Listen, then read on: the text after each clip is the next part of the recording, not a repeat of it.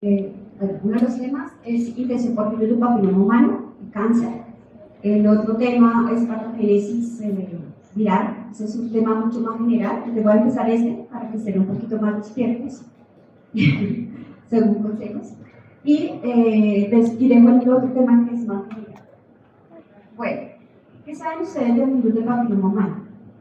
Bueno, si saben algo porque yo les hablé de vacuna la vez pasada. En inmunología, cuando leo vacunas.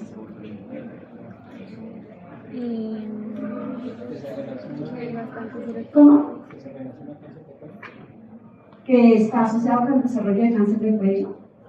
¿Qué más? Que tiene bastantes serotipos y las vacunas funcionan para unos específicamente. Sí, tiene diferentes genotipos.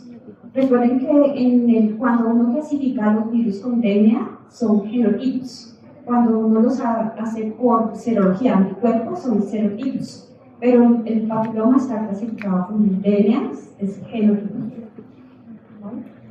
Bueno, listo. Entonces, más o menos esos son los temas como lo vamos a hablar: la biología del virus, el ciclo viral, la historia natural de la infección, la respuesta anti-VPH, que es parte de lo que yo les hablé la semana pasada, mecanismos de evasión de la respuesta inmune, estrategias de prevención, la primaria y la secundaria que se conocen, y diagnóstico de infecciones. Entonces, este es un casito de qué, o sea, lo vamos a discutir al final de la clase para que ustedes a ver qué tanto alcanzan a adquirir desde la casa. Si quieren leerlo. Paciente de 26 años que llega a consulta refiere un estado de citología, un resultado de citología con leves alteraciones inflamatorias y anormalidades celulares epiteliales asociadas a una lesión intraepitelial escamosa de bajo grado. La prueba de virus del papiloma humano por captura de individuos reporta positividad para el 16 y VPH de bajo riesgo. ¿Qué indicaciones daría usted a la paciente? ¿Qué tipo de tratamiento o seguimiento indicaría? ¿Y recomendaría la aplicación de la vacuna de VPH en esta paciente? Gracias. Entonces, acá hay algunos conceptos. Entonces, lesión de escamosa de bajo grado. Entonces, eso lo vamos a explicar durante la clase. Vamos a hablar sobre las pruebas de VPH, cómo se hacen, y vamos a hablar de la vacuna. Entonces, para que lo tengan presente y podamos resolver el caso final. Bueno, comenzando desde lo sencillo, los virus, como lo habíamos visto la vez pasada, el VPH es un virus ADN circular de doble cadena que tiene aproximadamente 8.000 pares de bases, que está dentro de una cápside que más o menos tiene un tamaño de 55 nanómetros. Este es un virus de transmisión sexual. Son específicos de especie. Cuando se dice que es específico de especie, el virus del papiloma humano es específico de los humanos. Hay virus del papiloma humano, virus del papiloma en conejos, en perros, cada uno, pero no es como en otros tipos de virus, que puede haber combinación homóloga, como lo veíamos en el caso de algunos adenovirus. Estos son virus epiteliotrópicos, o sea que quieren infectar tanto epitelio de mucosas como epitelio de piel, y inducen obviamente lesiones a nivel de piel, a nivel de mucosas. Los podemos encontrar en el tracto anogenital, en el tracto oral y en el tracto respiratorio. Algunos de estos, no todos afortunadamente, se asocian al desarrollo de tumores. Estos virus pertenecen a la familia de los papilomaviridae. Esta familia la han caracterizado secuenciando el gen que codifica para la proteína L1, que es la proteína de la cápside, y de acuerdo a esa secuencia han clasificado aproximadamente 200 tipos. Y estos tipos los van clasificando a su vez, así como en un arbolito, en los géneros alfa, beta, gamma, mu, nu. Pero digamos, de los que más nos interesan a nosotros, están ubicados acá, son los alfa. Dentro de estos alfa hay 30 tipos que están infectando el epitelio cervical y las áreas genitales, y de estos 30, 14 son carcinogénicos. Y acá voy detallando un poquito más porque quiero resaltar que el virus de papiloma humano 16 y 18 están asociados por lo menos en el 70% de los cánceres en cuello uterino, y lo resalto porque estos son los virus que están incluidos en la vacuna, para que ustedes sepan que pues, hay dos especies, el 7 que tiene 1845 y la especie 9 que tiene 16, 31 y 58. Si ustedes lo miran, especie 7, ¿dónde está el 7? Por acá, y el otro está como opuesto. Entonces, aunque están, digamos, muy cerca, lo vemos opuesto, y esto explica lo que vamos a ver, explica la especificidad de la vacuna. 70%, ya lo voy a repetir. Entonces, como les decía, esto es como una clasificación porque nos sirve como para entender un poquito de la vacuna. Y lo otro que es importante, los virus de alto riesgo. Los de alto riesgo son los que nosotros llamamos los oncogénicos, que están asociados al desarrollo de tumores. Está el 16, 18, 31, 45 y etcétera, porque yo les dije que son 14, está el 58, 59, 68. Y los de bajo riesgo, que básicamente los más, digamos, que se han estudiado son el 6 y el 11, que están asociados a verrugas anogenitales. En los beta y en los gamma también encontramos otros virus, digamos, que están más asociados al desarrollo de infecciones cutáneas, que, digamos, en individuos inmunocompetentes son los mesquinos, lo que podemos encontrar, pero en algunos casos, sobre todo en individuos inmunocomprometidos, estos tipos que infectan el pie pueden causar cáncer en piel, pero en los inmunocomprometidos. ¿Cómo es el genoma de estos virus? Yo la vez pasada, cuando les hablamos del genoma viral, este es un genoma muy sencillo, es un DNA de doble cadena, como mencioné anteriormente, y está dividida en 3 regiones.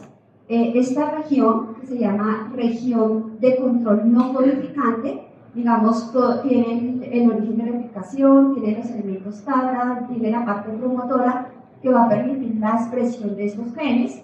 Tiene una región temprana, ERBI, por eso es la E, temprana, va del 1, E1, E2, E3, E4, E6, E7, y digamos, esta región la dividen en 2, y la dividen en 2 porque estas dos oncoproteínas, que son E6 y E7, son las que están asociadas todos con los procesos de transformación, su principal función es alterar el ciclo celular, y tiene otras proteínas, por ejemplo la E1 es una helicasa que participa en la iniciación de la replicación del DNA viral, en el mantenimiento del viral en su forma episomal.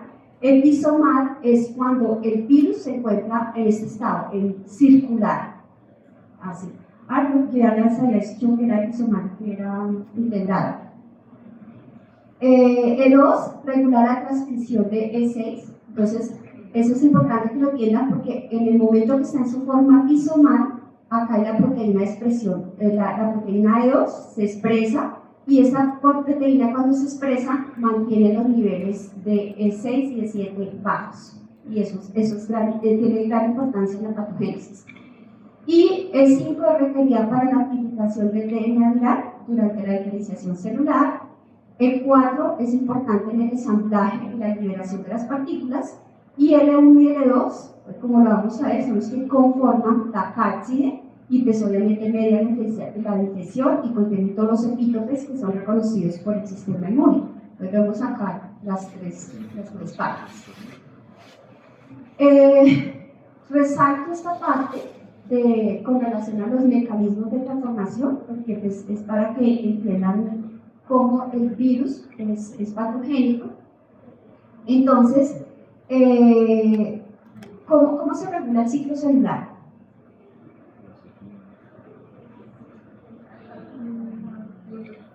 Con puntos de control.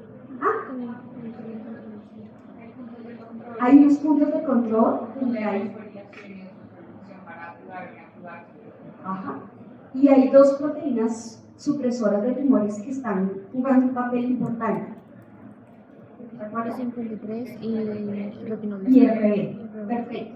Entonces, listo. Entonces, ¿qué hace estas proteínas? Estas son coproteínas, no solo E6 sino E7. Entonces, estas justamente van a interactuar con estas ciclinas y van a interactuar con la proteína RB. Entonces, E7 específicamente interactúa con P21 y P27 y, digamos, de una manera están alterando ese control que tiene CDK2D y la ciclina E. ¿Y qué pasa? Entonces, cuando E7 normalmente se une a la proteína RB, que lo que causa es que esta proteína RB se libera. Esto está formando acá un complejo que es RB2F, que recuerden que ese es un factor de transcripción. Entonces, en el momento que se une E7, esta proteína RB se fosforila, se libera, y lo que hace es que ese factor de transcripción, al quedar liberado, va a participar en la expresión de genes que están involucrados en la fase de S, que permite que el ciclo continúe su progresión. Entonces, digamos, al unirse con RB, en conclusión, va a permitir que el ciclo continúe su progresión. Eso es básicamente lo que está ayudando a impulsar la proteína E7. La proteína E6, digamos, la proteína E6 tiene otro rol. Ustedes se acuerdan que P53 es la proteína que llaman el guardián del DNA, ¿cierto? Cuando hay un daño a nivel del DNA, normalmente P53 activa una serie de proteínas, inclusive proteínas que arreglan el daño. Y si ese daño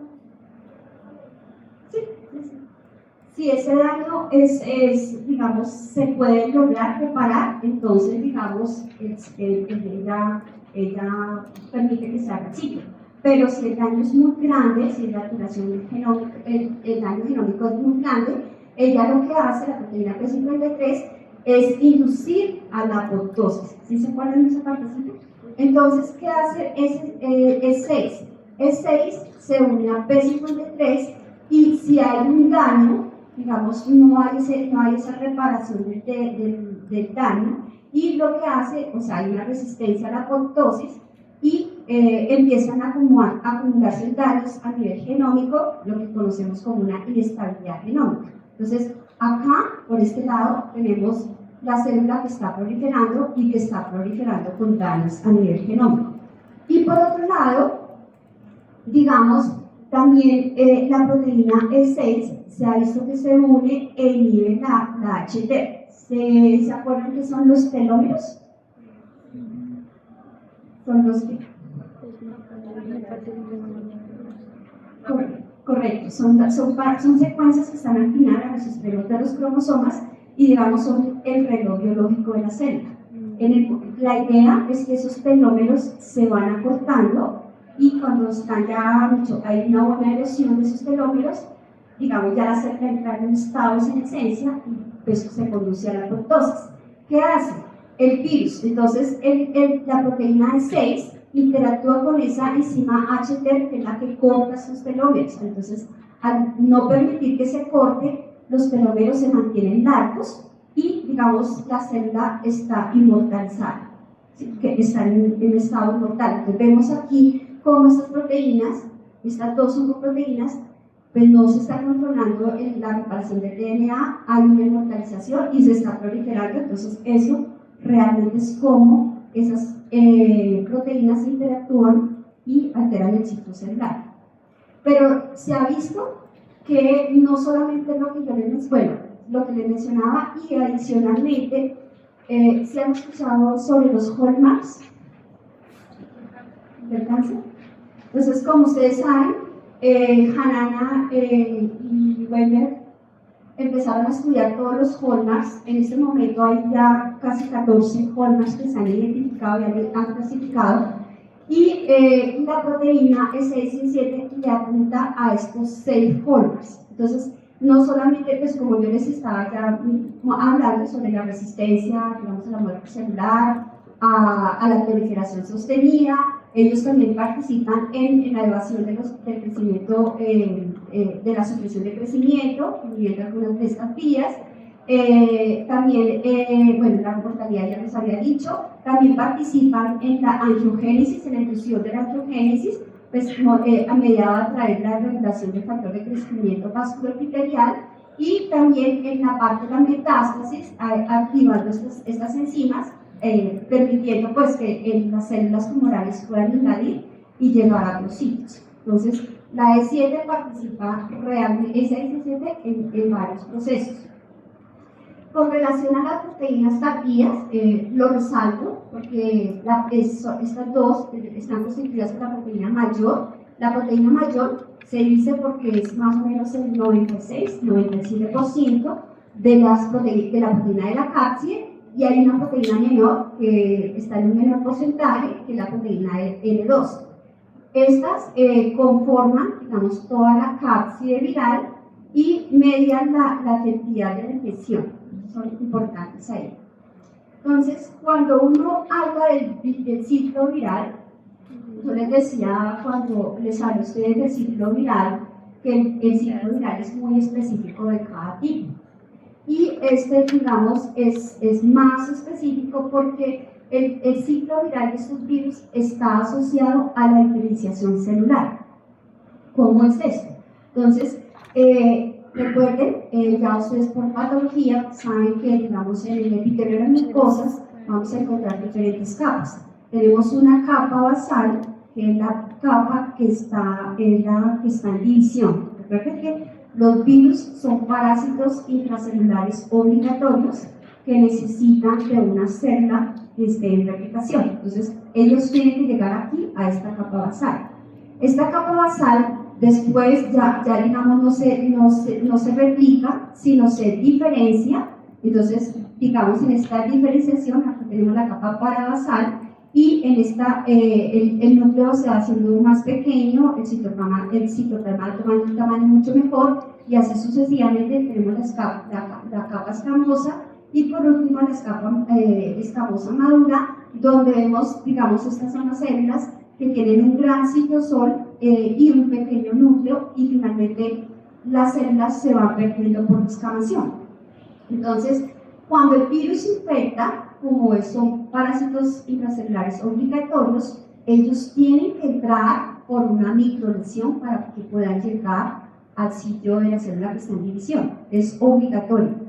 Si llegasen a infectar una célula, porque pues obviamente aquí las células pueden tener receptores, pero no tienen la maquinaria para replicarse. Entonces, cuando no tienen la maquinaria para replicarse, es una infección abortiva. No crece.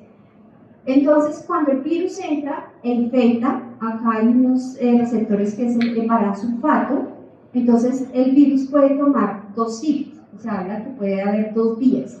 Una, digamos que es la infección productiva, la productiva porque es producir más nuevos viriones, y obviamente esta es una infección localizada. En este caso no es como otros virus que hay una viremia, no, esta es una infección localizada, y entonces a medida que el virus infecta, entonces el virus va a mantenerse en su fase episomal, o sea, va a estar en el citoplasma, el genoma va a estar de manera circular como les mostraba anteriormente. Entonces, cuando está en su forma episomal, entonces el ciclo puede tomar más o menos de 6 a 12 semanas, y ya vamos a ver cómo las proteínas se van expresando, y la idea es que se van expresando las proteínas de la cápside se expresan aquí al final, se ensambla el virus, y el virus, digamos, no es un virus citolítico, por la misma escamación de las células se va perdiendo. El otro ciclo, o el otro tipo de infección que se habla, es la infección abortiva. En este caso, el virus se integra dentro del genoma de la célula, y al integrarse, ya vamos a ver, la proteína E6 y E7 comienza a expresarse, y como ustedes alcanzan a ver un poquito acá en esta parte, la célula ya no se diferencia, sino las células comienzan a proliferar de manera no controlada por esas proteínas E6 y E7 que están alterando el ciclo celular. Entonces, en una infección productiva, como les decía previamente, está en el estado episomal, o sea, está en su DNA circular. Y como les decía anteriormente, aquí vemos la expresión de esas proteínas. Les decía yo que la proteína E2 regula la expresión de E6 y E7, la tiene baja. Entonces aquí vemos la expresión E6 y E7 está en rojo. Vemos aquí las células que están infectadas, pero digamos, hay una proliferación, pero bueno, acá está verse una diferenciación del epitelio. Vemos en verde las otras proteínas E1, E2, E4 y E5 que se están expresando, y en las capas basales vemos la proteína L1 y L2, que yo les decía que los virus se ensamblan acá en esta parte y se liberan. Entonces esto, digamos, es esta infección productiva puede producir lesiones de bajo grado, pero no alcanzan a producir desarrollo de cáncer, y la expresión de esas proteínas está estrictamente regulada, y pues también vemos que hay una diferenciación celular. Cuando el virus, yo les decía que en una infección abortiva, el virus se integra en el genoma de la célula, o sea, el virus se mete en el genoma de la célula. ¿Por dónde se rompe ese genoma? Siempre en el virus se rompe por acá, por el gen de la proteína E2. Pero en el huésped en el huésped no hay una secuencia específica que se va a integrar a tal parte bajo un promotor, algo no se ha visto. Pero en el virus siempre se rompe en E2. Yo les decía que E2 regula E6 y E7. Como ya se rompió por acá, no hay proteína. Entonces, al no tener proteína, las oncoproteínas E6 y E7 comienzan a producirse, o sea, empieza a expresarse esa proteína, y yo les dije que cada una interactúa con E6 con P53, E7 interactúa con una proteína de RD. Entonces, ahí es donde empieza a actuar el ciclo. O sea, cuando el virus se integra, no hay mayor expresión de E6 y E7, y obviamente entonces ellas ya van a empezar a funcionar. Entonces, ¿qué pasa? Vemos acá, entonces, como yo les decía, altera el ciclo celular, las células comienzan a proliferar de manera no controlada, y vemos cómo esa estructura que veíamos anteriormente organizada se está perdiendo. Entonces las células comienzan a proliferar hasta que completan pues todo el epitelio, y dependiendo del grado de compromiso del epitelio, estamos hablando de las diferentes lesiones. Entonces, cuando se compromete una tercera parte del epitelio, vemos acá el crecimiento de las células que están proliferando, se llama una lesión intraepitelial de grado 1. Cuando se compromete 2/3 partes del epitelio, es una neoplasia intraepitelial grado 2. Cuando se compromete todo el epitelio, es una neoplasia intraepitelial grado 3. En este caso ya estamos hablando del cáncer in situ.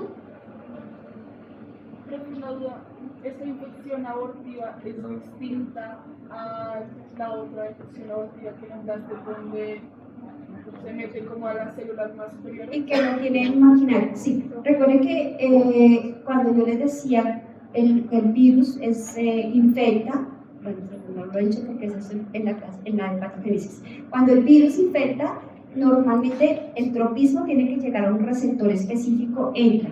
Pero no es solo entrar a la célula, sino tener la maquinaria para poderse replicar. Y yo les decía que cuando están acá, digamos, estas células ya no se están replicando, se están diferenciando.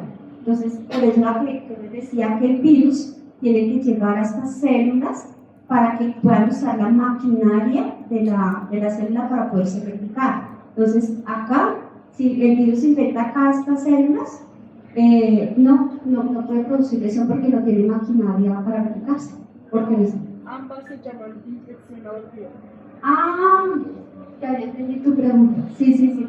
No, sí, esta es, si tienes toda la razón. En este caso, sí es porque el virus se integra dentro del genoma, y, digamos, la replicación ya no la va a hacer él, sino él se va a replicar el genoma con el genoma de él. Sí, tienes razón. ¿Qué determina que se integre o no al genoma del resto? Es al azar. no se conoce. Han dado estudios, pero exactamente en qué momento lo hace y por qué lo hace. O sea, de lo que se sabe que sí, es cuando hay una alteración de la respuesta inmune que tiene, digamos, un mayor riesgo a que haya una progresión. Pero exactamente el mecanismo que lo define que progrese la lesión no se sabe. Y pues, realmente es muy bajito en números.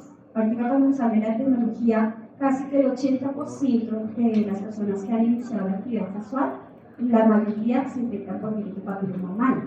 Pero solo un pequeño porcentaje, de 10 a 15, se hace persistente, y en algún momento esa persistencia solo 1 o 2% se integra y pues causa las lesiones. Pero digamos, ¿qué lo lleva a que todas esas lesiones se integren? Y eso no es claro. Pero, o sea, como tal, es beneficioso para el virus hacer esta mitosis exacerbada, porque como yo lo entiendo, o sea, se replican mucho abajo y necesitan diferenciarse para poder salir. Sí, acá alcanzan a diferenciarse, y acá vemos que el virus se alcanza a diferenciar, acá alcanza a expresar sus proteínas, acá alcanza a ensamblarse, pero como, digamos, tanto la piel como la mucosa empieza a desformarse, entonces, digamos, se pierde las partículas virales, se van perdiendo.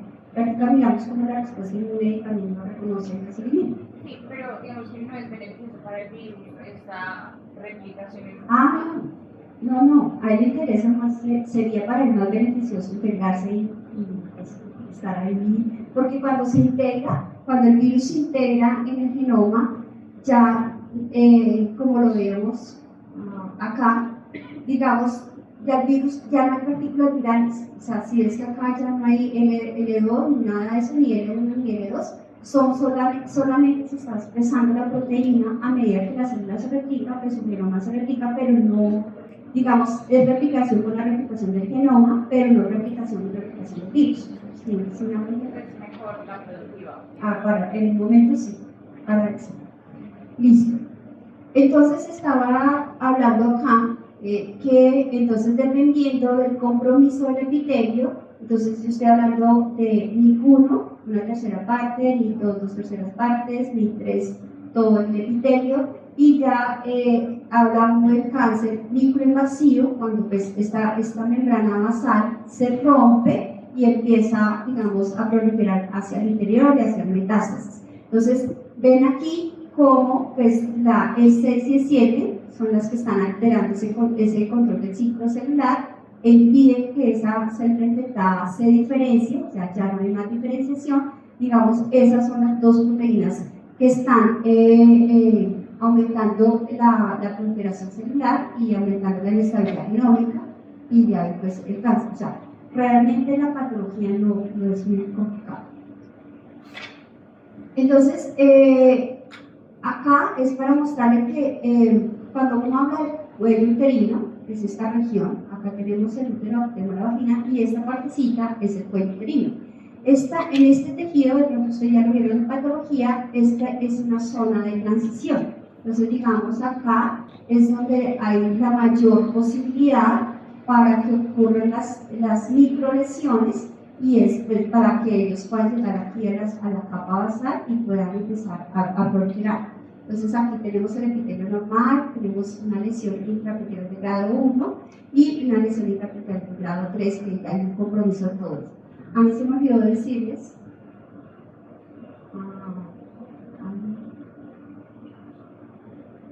Digamos, esta clasificación de NIC1, NIC2 y NIC3 es histológica. Ustedes me ya lo vieron por histología. Pero, digamos, en una citología, cuando se hace la citología, la clasificación es lesión de bajo grado y lesión de alto grado. No se puede diferenciar en qué grado es. Entonces, estas, como lo vimos en el caso, es lesión intraepitelial de bajo grado, y estas dos son lesiones intraepiteliales de alto grado. Entonces, cuando uno mira la historia natural de la infección, la mayoría de las infecciones se adquieren en el momento que se inicia la actividad sexual, como les decía, más o menos el 80-90% de las infecciones se adquieren ya iniciando la actividad, y afortunadamente pues esa respuesta inmune celular digamos hace que la mayoría de esas lesiones sean transitorias, autolimitadas y haya una eliminación de la infección viral generando una respuesta generalmente que es tipo específico. Entonces vemos acá que cuando las células se infectan pues en estados iniciales una gran eliminación.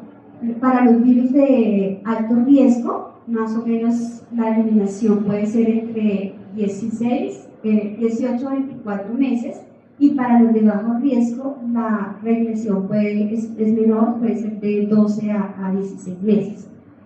Y digamos, cuando lo que yo les decía, más o menos 10 a 15% las infecciones se hacen persistentes, o sea, hay una infección persistente que si es por los tipos oncogénicos, entonces y hay una mayor probabilidad de integración del DNA viral, se altera la proteína de 2, hay un aumento de la expresión de 6 y 7, que están interactuando con P53 y RNA, lo que desarrolla las lesiones preneoplásicas.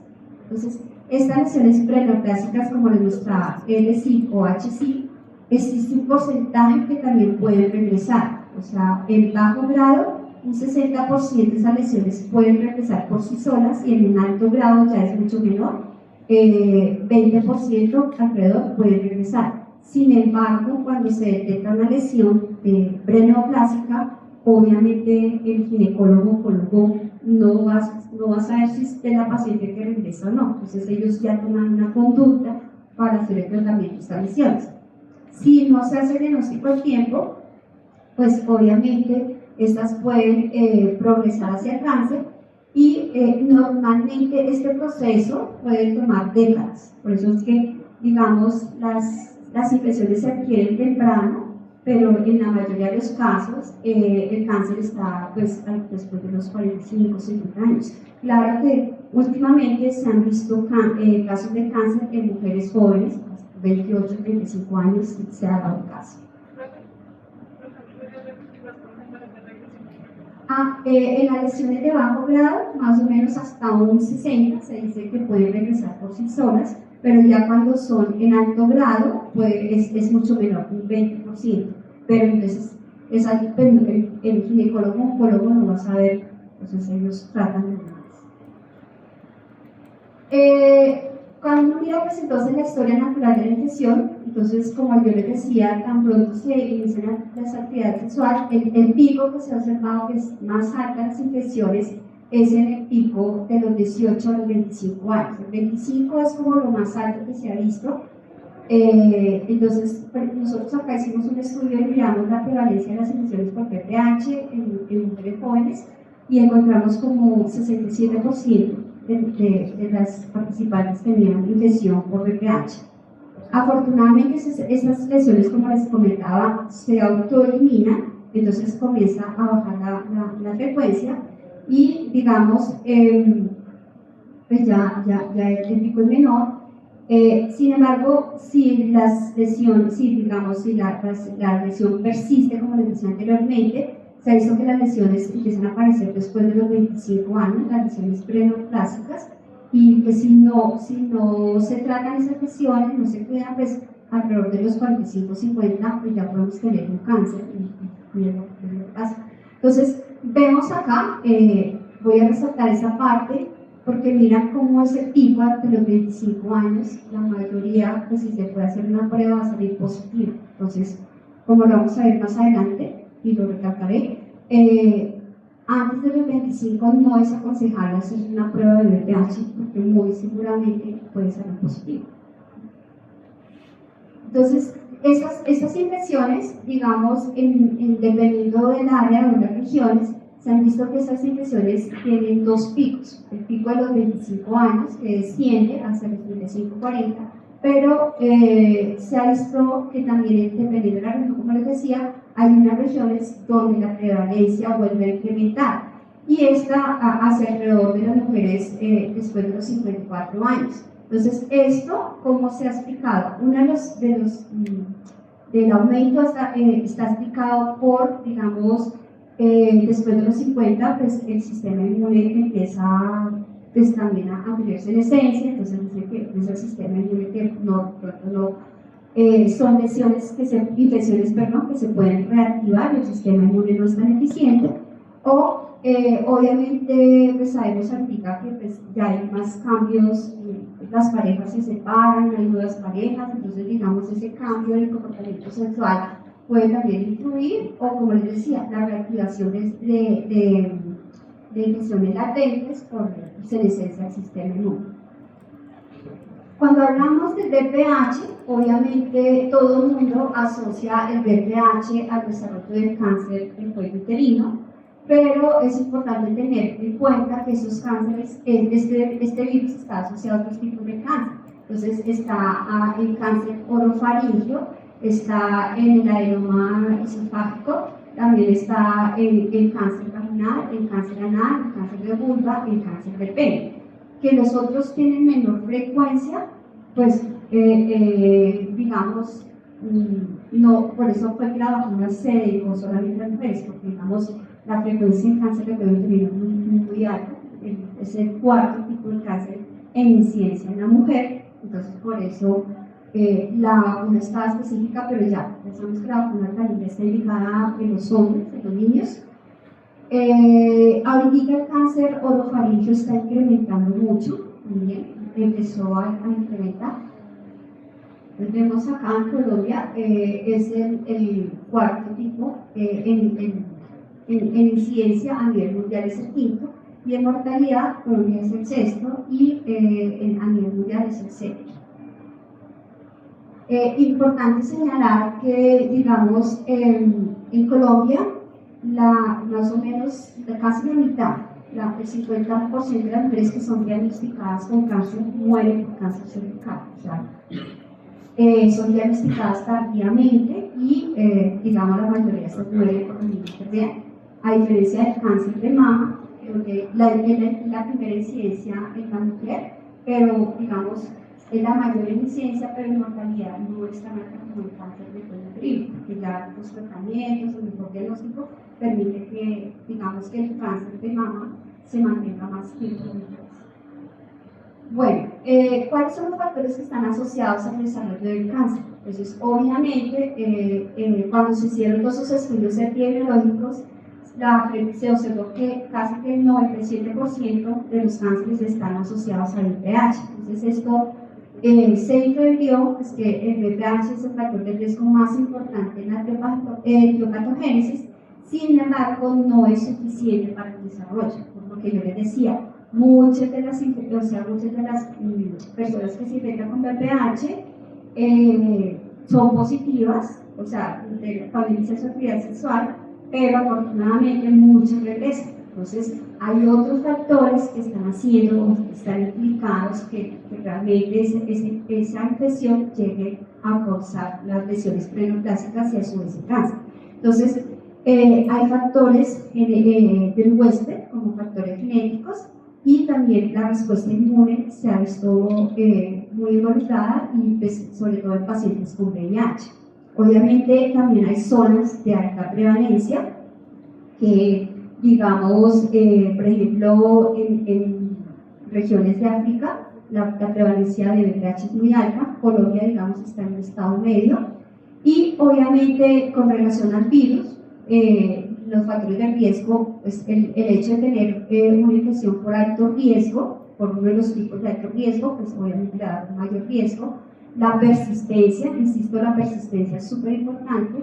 El tipo de infección, hay infecciones simples y hay infecciones múltiples. En el estudio que yo les comentaba, nosotros identificamos en algunas mujeres hasta 11 tipos diferentes durante la toma, pues cuando se le tomó la muestra tenían infecciones múltiples.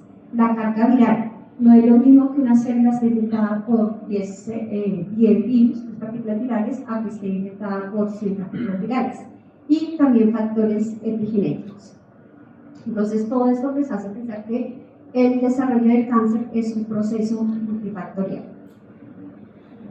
Los factores que están asociados con el desarrollo de las lesiones preneoplásicas, entonces la edad avanzada, si yo tengo una infección persistente y de más años, pues tengo un mayor riesgo. La edad temprana de inicio de la primera relación también es a más temprano, porque obviamente hay mayor riesgo. El número de compañeros Si tiene múltiples compañeros sexuales, pues también obviamente puede tener mayor riesgo. Si esos compañeros son promiscuos, pues también hay un mayor riesgo. Las infecciones persistentes por los virus de alto riesgo. Digamos que el cigarrillo es un factor que ha sido cuestionado.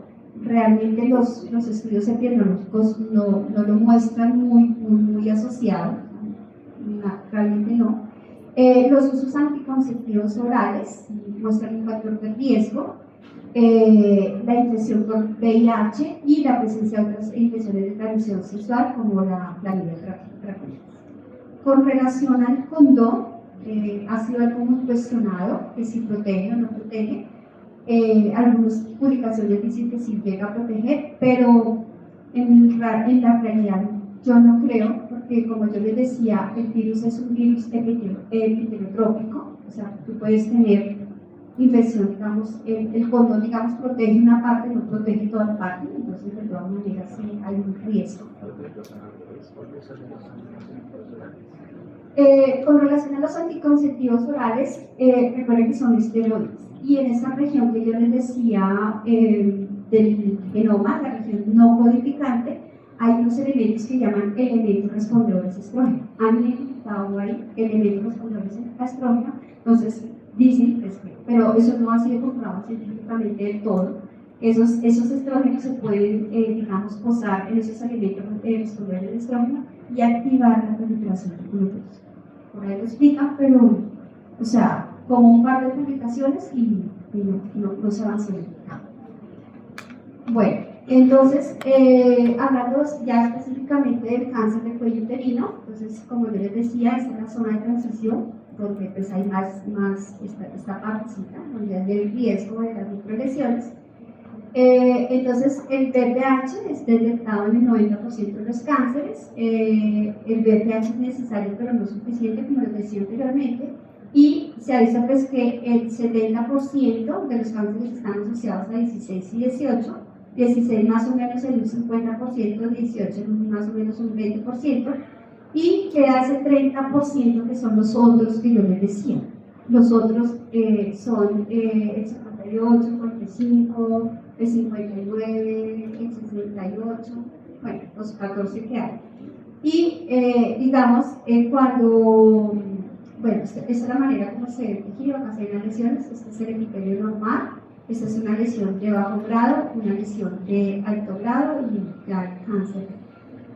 Estos son otros tipos de cáncer, porque pues, la gente siempre lo asocia con cáncer de cuello uterino, pero para resaltarles, el VPH se asocia con cáncer de vulva, con cáncer de vagina, cáncer del pene, neoplasias anogenitales en el 90%, cáncer orofaringeo, esto ya está aumentando, ya llega como un 40-60%, y pues obviamente en estos cánceres también están las lesiones premalignas, acá está el orofaringeo, vemos acá. Digamos, los benignos que yo les hablaba, el 6 y el 11, están asociados más a las lesiones anogenitales como verrugas genitales, que se conocen también como poligrama culminado, o empanada vulgar, la cresta de gallo. Son formaciones ya carnosas, de estilo del coliflor, en las zonas húmedas, y también pues aquí alrededor de la vagina, y alrededor de la uretra y alrededor del ano. Digamos, estas lesiones, aunque son benignas, son difíciles de tratar. Pues, lo que dicen los ginecólogos, por más de que las quiten, vuelven a influenciar ese tipo de lesiones. A nivel de piel, entonces tenemos las verrugas cutáneas, también llamadas verrugas búlgares, son esas que observamos. Estas también las encontramos en las plantas de los pies y pues también no son dolorosas. A nivel de boca y garganta, pues también podemos encontrar ese tipo de verrugas. Inclusive a nivel de conjuntiva en el ojo o el papiloma nasal, se han visto en algunos casos, aunque no mucho, digamos en mujeres que tienen infección por VPH y que pues están embarazadas y tengan un bebé, en ese momento se pueden los bebés adquirir ese tipo de lesiones, pero no es muy frecuente. Entonces, yo les decía que un factor de riesgo son las infecciones por VIH. En individuos inmunocompetentes, las infecciones por VIH generalmente son latentes, están controladas por el sistema inmune, pero digamos en los pacientes con VIH este número de infecciones está mucho más aumentada y digamos que esto fue también un factor que pues, en el 1993 la CDC de Atlanta declaró el diagnóstico o un paciente que tenga SIDA con un número de linfocitos CD4 positivos, lo puso como una condición definidora de SIDA. Recuerden que los pacientes pueden tener la infección por SIDA, pero hay un momento que ya, digamos, el paciente ya tiene el síndrome de inmunodeficiencia adquirida, que es la enfermedad como tal, y uno de esos es el que más se conoce, es el recuento del linfocito CD4, pero ya el hecho de que tengan cáncer de cuello uterino o tengan cánceres asociados a VIH, ya le indica que tienen ya SIDA. Entonces, estas lesiones son mucho más terribles. Entonces, en individuos inmunocompetentes, la infección es autolimitada, tiene una incidencia de infección alrededor del 22 en toda la población, ¿no? 2 a 3% de las infecciones desarrollan lesiones. Son los determinantes de la progresión está el genotipo, la carga viral, la persistencia de la infección, como les decía, pero en individuos con VIH el riesgo de infección aumenta 4 veces, digamos que la incidencia es casi que del 95%, o sea, casi que toda la población con VIH tiene una infección por VIH. Involucran múltiples tipos también virales, los más oncogénicos, la persistencia es más larga, las infecciones como lo veíamos son más multifocales alrededor del ano, las infecciones anogenitales y digamos, inclusive se ha visto que infecciones por virus de bajo grado pueden causar cáncer, es más complejo. Con relación a las lesiones, entonces digamos en individuos inmunocompetentes, digamos el 60% de las lesiones de bajo grado, que yo les decía, regresan, 20% de los de alto grado regresan, y digamos la progresión puede tomar varios años, de 10 a 20 años, pero en individuos con VIH es un corto intervalo entre la infección y que aparezca el cáncer. Ellos no necesitan esperar tanto tiempo, sino que se desarrolla muy pronto. La regresión de las lesiones de bajo grado es apenas el 27%, o sea que muy poco regresan. Tienden a ser lesiones cervicales multifocales que tienden a ser de alto grado, tienen alta tasa de recurrencia, son lesiones precursoras, son refractarias al tratamiento, tienden a ser más avanzadas en sitios inusuales, son mucho más agresivas, tienen pobre pronóstico y obviamente van a aumentar la incidencia del cáncer en este tipo de pacientes. Entonces vemos cómo, digamos, esa relación que existe de que hay una mayor incidencia de lesiones por VIH en estos pacientes que están muy comprometidos, y también el hecho de que cuando, digamos, en esos cortes histológicos para mirar las lesiones, han observado que cuando hay una mayor infiltración de linfocitos CD4, CD8, hay una mayor regresión de las lesiones. Eso implica, o les hizo sugerir la importancia de la inmunidad mediada por células, la inmunidad celular, en el control de las infecciones por VIH. O sea, realmente la respuesta inmune juega un papel importante en el desarrollo de las lesiones. Cuando se hacían, digamos, deficiencias en los anticuerpos, no se observaban mayores lesiones a virus de papiloma humano. Y pues como lo veíamos en la semana pasada con relación a la respuesta inmune antiviral, decíamos que la inmunidad innata se encarga de eliminar la mayoría de las infecciones y que las respuestas del TH1 también son las más importantes. Entonces esto era como, pues eso ya lo vimos la semana pasada, pero igual la inmunidad, la innata se me aburre. Bueno, lo recordamos acá. Entonces, esta es la respuesta antitumoral. No voy a entrar en detalles porque ya hablamos en general de la respuesta antivirus. Pero, entonces, acá vemos que cuando el virus infecta, acá en la mucosa, pues vamos también a encontrar células dendríticas que pues, hacen la vigilancia. Estas células dendríticas, cuando obviamente, recuerden que ahí primero se activa la inmunidad innata, primero tenemos el reconocimiento por los coordinate receptor, que se activan los interferones de tipo 1, llegan al sitio las células natural killer, llegan al sitio las células dendríticas, las células dendríticas empiezan a fagocitar estas células que están infectadas, hacen una presentación antigénica, van a los nódulos linfoides cercanos al sitio de infección y es allí donde es la presentación antigénica y activación de los linfocitos CD8, CD4 y ellos van a regresar al sitio de la lesión para eliminar las células infectadas y digamos cuando se activa los linfocitos CD4, ahorita ya se habla mucho más de los linfocitos T foliculares que activan los linfocitos B que producen anticuerpos, pues que hacen que producen anticuerpos neutralizantes que es lo que van a neutralizar la infección, es lo en general. Entonces, digamos, cuando uno hace una asociación de esa respuesta inmune con el curso de la infección, entonces, ¿cómo es esa relación? Yo les decía, entonces, cuando se infecta, cuando hay la mayoría de esas infecciones, pues obviamente hay un periodo de incubación, durante ese momento el DNA no se hace detectable, pero digamos las primeras lesiones pueden ocurrir 2 o 3 lesiones, hacer una lesión digamos de bajo grado.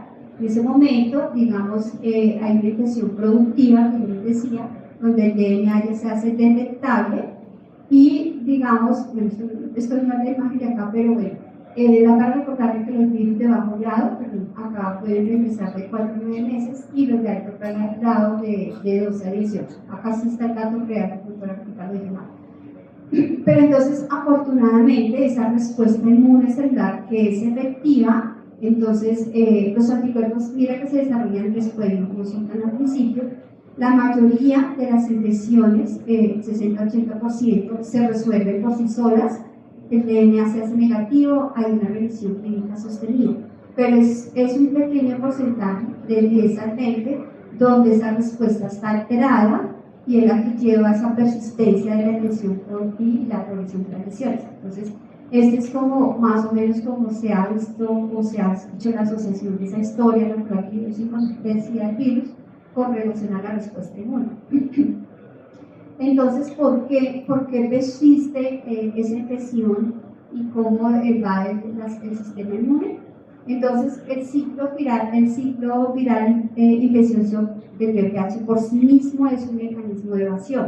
¿Por qué? Como yo les decía, cuando el virus está aquí en su fase productiva, digamos, está la expresión de ciertas proteínas, el ensamblaje final y las partículas virales se pierden por la descamación, ¿sí? O sea, digamos, no es que haya análisis celular, entonces, o sea, no hay una citólisis, el virus no es citolítico, los queratinocitos infectados son eliminados por esa descamación, no hay, digamos, unas señales, no se producen buenas señales de peligro, que son los elementos importantes para la inflamación. Recuerden que, ¿cuáles son esas señales de peligro?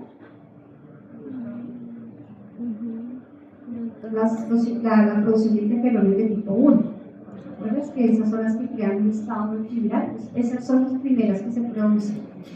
Entonces, por lo tanto, existe poca o ninguna liberación de citoquinas proinflamatorias importantes para la activación de las células dendríticas y la migración de las células del sistema inmune al linfocito. Entonces, no hay un buen reconocimiento. ¿Te acuerdas que están los frontales que van a corriente, van a activar las de capa beta y eso que les contaba para producir citoquinas? Pero entonces, esos proteínas de la cápside no son representativos. ¿Cuáles proteínas? Esas están solamente en la parte, digamos, las proteínas de la cápside están solo aquí en la superficie, se expresan en la final, en la capa, en la última capa, no se expresan. Por eso les decía, acá solamente se expresa ese 17 que se integra el genoma, Y bueno, no, acá no está integrado, perdón, acá está en forma episomal. Entonces, lo otro, en la inmunidad innata, recuerden que nosotros hablamos que las rutas de señalización del interferón beta y para la función de interferón alfa y beta, entonces las proteínas del virus también son capaces de bloquear esos componentes de esas rutas de señalización, entonces inhiben la liberación de citoquinas proinflamatorias. Entonces acá tomaban las células que estaban infectadas, medían esos niveles de citoquina, en ese caso 1003, y veían que cuando están las células infectadas había menor producción. Eso ya lo han demostrado. Acá también otro donde la proteína C17 también puede actuar es a través de la interleuquina 18, que ahí también pueden estar bloqueando. También pueden bloquear acá el NF kappa beta que vimos anteriormente, entonces no hay producción de citoquinas de interleuquina 2, interferón gamma, no hay señal de peligro, entonces también bloquean esta parte. Los toll-like receptor también se ha visto que en las infecciones por BPH16, acá no tengo muy bien se me corre el cuadrito, pero está la expresión del toll-like receptor 9, y acá en células que están infectadas no se ve esa expresión de esos toll-like receptor. Entonces se ha visto que en infecciones que hay una buena eliminación, hay un incremento en la expresión de los toll-like receptor, pero cuando hay persistencia hay una expresión reducida.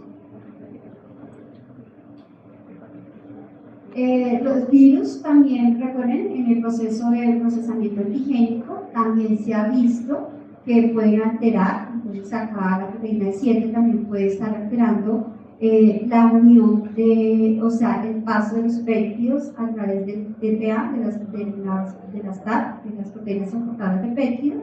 Entonces no pueden entrar estos péptidos que se están sintetizando en el protosoma, o también en la liberación, cuando ya se unen y van a salir por la parte del Golgi, pues también pueden bloquear ese transporte.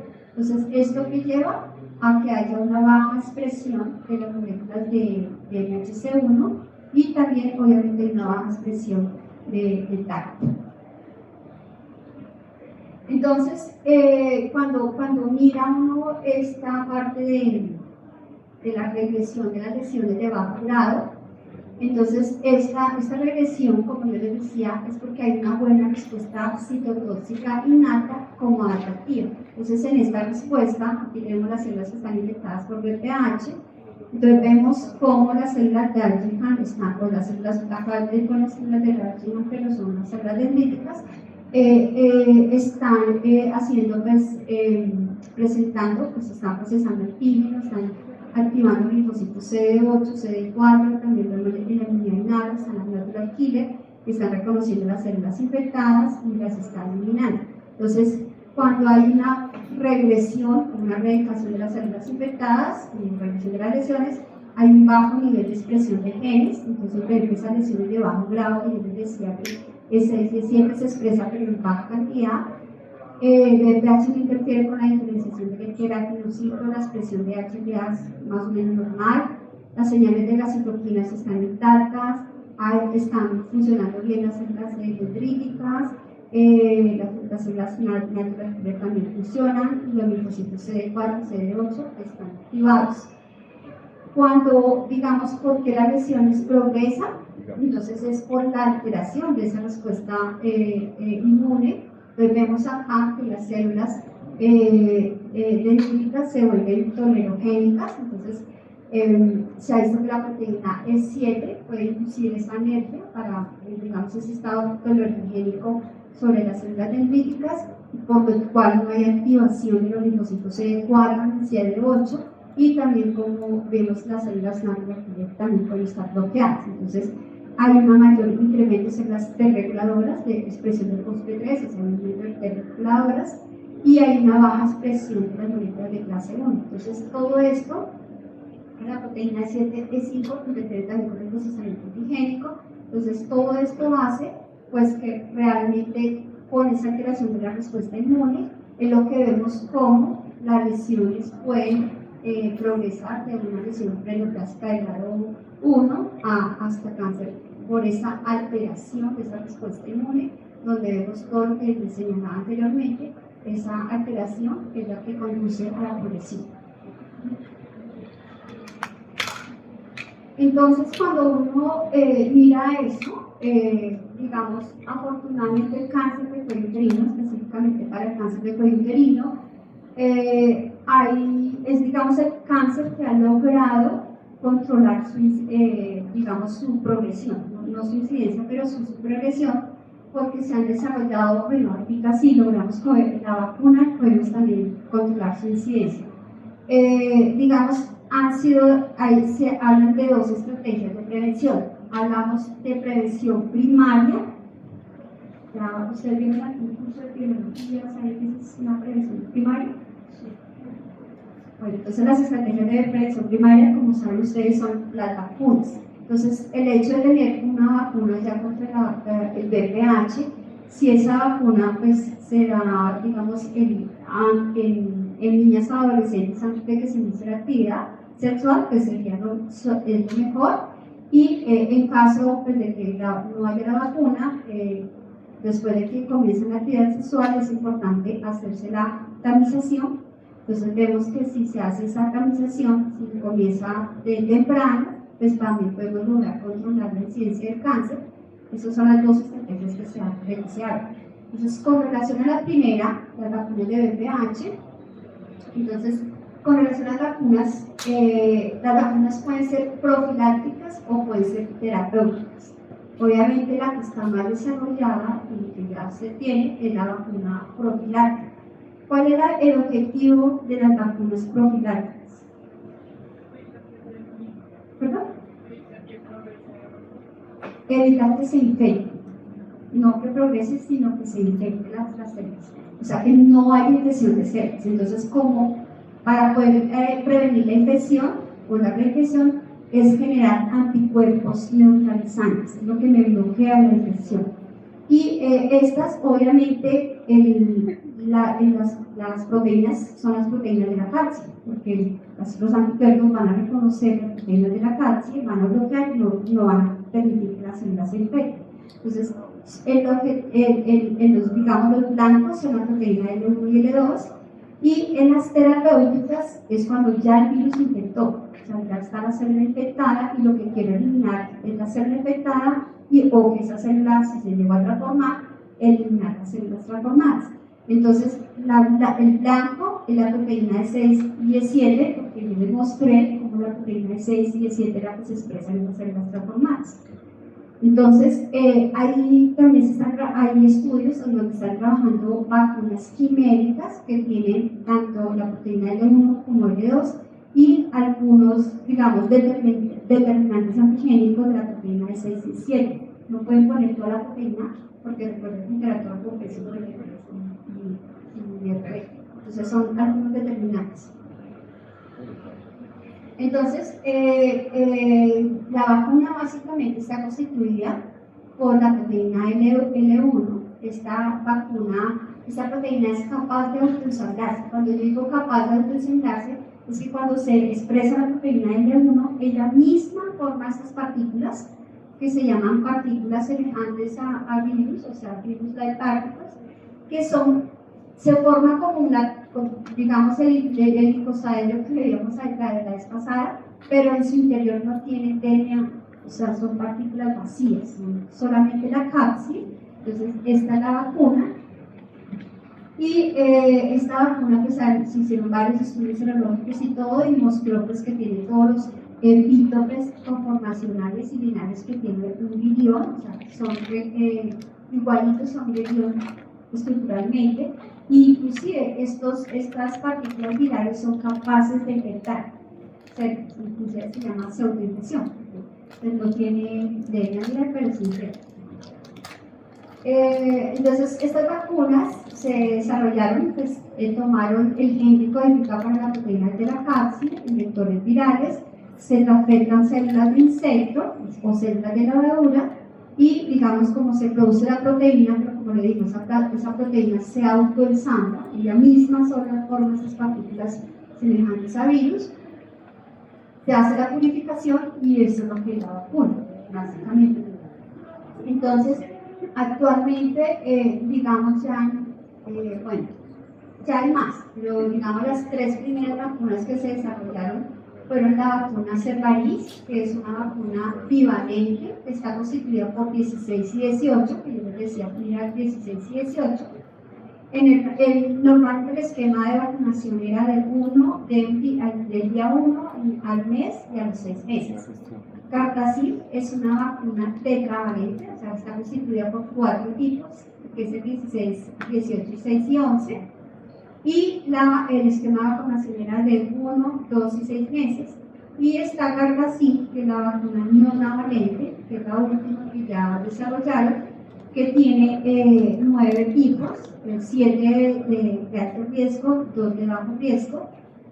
El esquema también era lo mismo, pero ahorita se han hecho varios estudios y ya se ha observado que con una sola dosis es suficiente para inducir una buena respuesta, y ya, como ustedes lo saben, este año ya quedó por el gobierno aprobado solo una dosis para bajar la dosis en las niñas, porque es insuficiente, y aprobaron para los niños de 9 años. Progresivamente van a incluir más a los niños.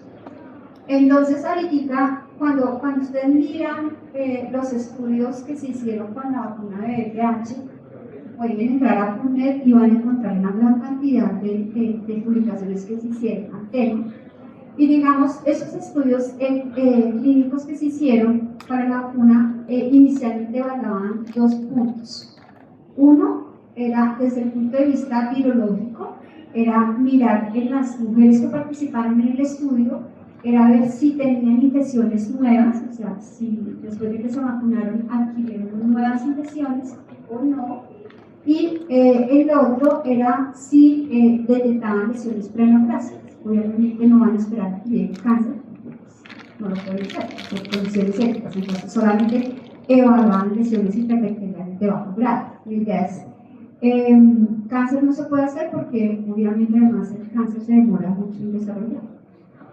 Y los ensayos clínicos, digamos, los primeros ensayos de fase 1 mostraban que son seguras, eran bien toleradas, inducían altos títulos de anticuerpo, inclusive mayor que los que por la infección natural, y inducen además respuestas de células T.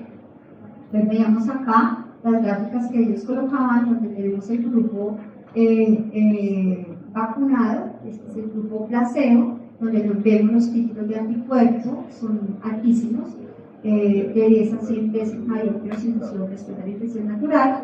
Y por otro lado, lo que observaban que estos títulos de anticuerpo, digamos, eran capaces de secretarse a través de las secreciones cervicovaginales. Entonces, una tercera parte de esos anticuerpos también se observaban en las secreciones cervicales.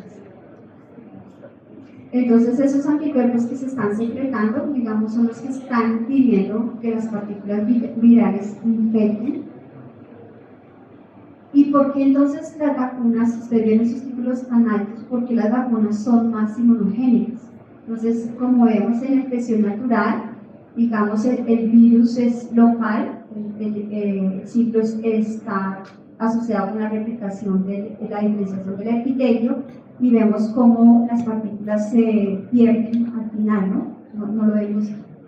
Entonces no hay citólisis, no hay viremia, y por eso practicamos las respuestas, no hay una buena respuesta inflamatoria y no hay una buena respuesta inmune, porque pues no hay una buena presentación a nivel de los nódulos linfoides. Con la vacuna, digamos, esa ruta de administración que se hace, obviamente como es intramuscular, va a tener, digamos, una pseudo-viremia, porque está sanguínea, van a llegar más fáciles, van a estimular más a nivel local, y obviamente la presentación se va a hacer más fácil a nivel de los nódulos linfoides, además que las BLT son muy inmunogénicas y pueden estimular tanto la inmunidad adaptativa como la inmunidad innata. Entonces, cuando se hicieron esos estudios, acá yo tomé pues, unos ejemplos. Este es un estudio que se realizó en Brasil en mujeres de 15 a 25 años, y para este estudio incluyeron mujeres solo con citología normal, que no tuvieran infección por VPH y que fueran seronegativas. Entonces, en este grupo, este estudio se hizo con un seguimiento de 9.5 años, era el objetivo, pero llegaron a 7.3. Y, digamos, los desenlaces clínicos para evaluar la eficacia de la vacuna eran infecciones incidentes, o sea, infecciones nuevas por 16 y 18, los tipos que están incluidos en la vacuna, la persistencia de esas infecciones de 6 a 12 meses, y miraban las anormalidades citológicas y las anormalidades histológicas. Entonces, acá tenían el grupo placebo, acá tenían el grupo de las mujeres vacunadas, y digamos lo que estaban observando sus desenlaces en la primera parte es infecciones incidentes, o sea, infecciones nuevas, por 16 y 18, los tipos que están incluidos en la vacuna, y por los tipos o por cualquier otro tipo oncogénico, o sea, los otros 12 tipos oncogénicos. Vemos acá cómo en el grupo de las mujeres vacunadas las infecciones por 16 y 18 eran menos comparado al grupo placebo, que eran, pues, dieron más lesiones, lo que les dio una eficacia del 94.5%. Y miren ustedes que para los otros tipos oncogénicos, diferentes a 16 y 18, la eficacia no es muy buena. Vamos a observar en 80 lesiones en mujeres vacunadas y la eficacia fue del 26.6. Entonces, esto ya estamos hablando que la vacuna es tipo, casi que tipo específico, específica para 16 y específica para 18. Entonces, la vacuna nos estaría protegiendo el 70% de los cánceres asociados a VIH. Ese 30% todavía tiene, digamos, con la vacuna tetravalente o la bivalente, existe un riesgo. Por eso es importante que a pesar de que existe la vacuna, tiene que seguir haciendo los controles de citología. Con relación bueno, estas son infecciones, infección persistente a 6 meses, infección persistente a 12 meses, entonces vemos que las eficacias para los tipos incluidos en la vacuna es buena, es el 100%, menos para los otros oncogénicos. Con relación a las lesiones, entonces tenemos lesiones de bajo grado, lesiones MIC1 y MIC2. Ya les voy a hablar que son los ASCOs, pero los ASCOs son unas, digamos, una lectura de citología que se hace que el citólogo o el patólogo no sabe si es una lesión asociada a VPH o no. Entonces, en estas vemos cómo también en el grupo de las mujeres vacunadas la eficacia fue muy buena, una menor, digamos, infección comparado con las mujeres placebo, y la eficacia pues, también por encima del 96, 94, 100%. O sea, las vacunas, además de que nos previenen la infección, que previenen la infección, también previenen el desarrollo. Pues si no hay infecciones, no hay lesiones. Entonces, el desarrollo de lesiones. Cuando miran los títulos de anticuerpo, obviamente los títulos de anticuerpo son buenos, se mantienen a lo largo del tiempo, y por eso fue también una de las decisiones de que con una dosis es suficiente, se mantienen los títulos de anticuerpo. Este es otro estudio que también lo traje a propósito, porque en este estudio me gustó porque incluyeron mujeres pues, que no habían tenido infección por VPH, pero también tomaron en el grupo como la población general, pueden haber mujeres que ya hayan tenido la infección por VPH y como no. Entonces acá tenían dos grupos, los que fueron totalmente negativos y los que pudieron haber sido positivos. Y también como desenlaces para evaluar la eficacia de la vacuna fueron las lesiones preneoplásicas y las infecciones persistentes a VPH. Bueno, también incluyeron citologías anormales, colposcopia, pero no son. Acá, entonces, vemos la eficacia contra el desarrollo de lesiones de NIC3. Entonces, en este grupo están las que nunca habían tenido pues, contacto con VPH, y acá las que sí pudieron haber tenido. Y vemos que la eficacia para las lesiones preneoplásicas es del 100%, digamos que protege bastante. Sin embargo, en las mujeres que ya se vacunaron cuando ya habían iniciado actividad sexual, vemos que la eficacia es mucho menor. Entonces, aquí lo vemos mejor. Pues vemos acá que las que son completamente sin ingreso por VPH. Las eficacias para MIL 2 y para MIL 3 es mucho menor, o sea, una menor detección, mientras que las que ya pudieron haber tenido una infección, la eficacia es mucho menor. Entonces, por esto es que la vacuna está recomendada antes de que se inicie la actividad sexual, porque tiene una mayor eficacia. Por eso es. Con relación a los datos de seguridad, pues, también analizaron algunos eventos adversos, tanto en mujeres vacunadas como en el grupo control, y si uno mira, si ustedes miran acá los porcentajes de algunos de esos eventos adversos, por ejemplo, enfermedades autoinmunes o una condición significativa médica importante o algunos eventos adversos serios, no se observaron. O sea, las frecuencias son de 9 a 8.9, de 0.1 a 0.1, acá no hay diferencias, de 3.5 a 36.2, o sea, digamos las diferencias realmente entre el grupo vacunadas y el grupo placebo no fueron muy altas. O sea, realmente la vacuna